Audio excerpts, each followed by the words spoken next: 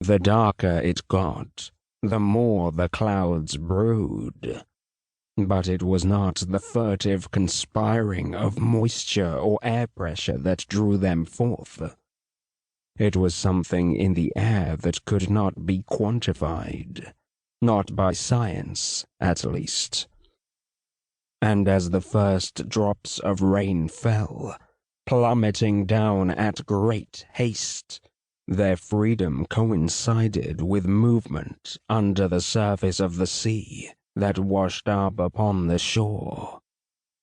As the rain landed, exploding like a myriad depth charges upon the ocean surf, something dark ushered itself out of the water.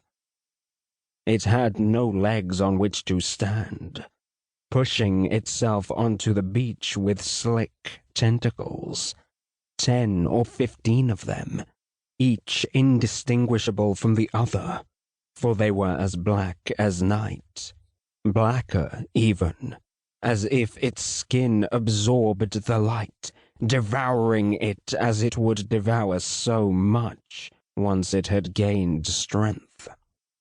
It heaved itself forward, out from its oceanic home into the world of man for the very first time. Looking out upon this place it had emerged, with eyes that swirled with a vortex of yellow and green. The rain was a welcome sensation, a memory of its watery home pouring across its skin, as if the heavens were enabling its transition to the land. And that transition was not easy. The creature had never walked before. Its myriad swirling and slithering limbs used only for propulsion through the currents of the deep.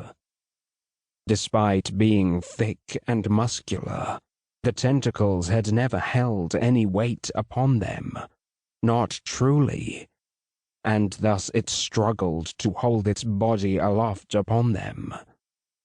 It fell several times, collapsed onto the sand over and over, as it worked out how to stand, and then to walk, as if it had only just emerged from the womb.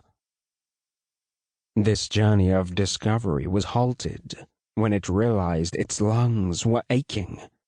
It had yet to breathe in this place, having spent its life absorbing oxygen through the water itself, using minuscule gills secreted around its body. As it took its first breath, using its mouths rather than the gills, it collapsed once more. The experience was overwhelming, so much oxygen rushing through its system.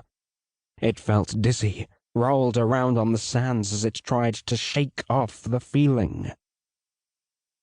But the next breath was slightly less disorienting, the one after that even less so. The more it breathed, the more it adapted to the situation. It shifted its weight once again, pushed itself upwards on the tentacles that were to be its legs, and held its body aloft. Adaptation was key, and it was born with that in mind. It was designed to adapt.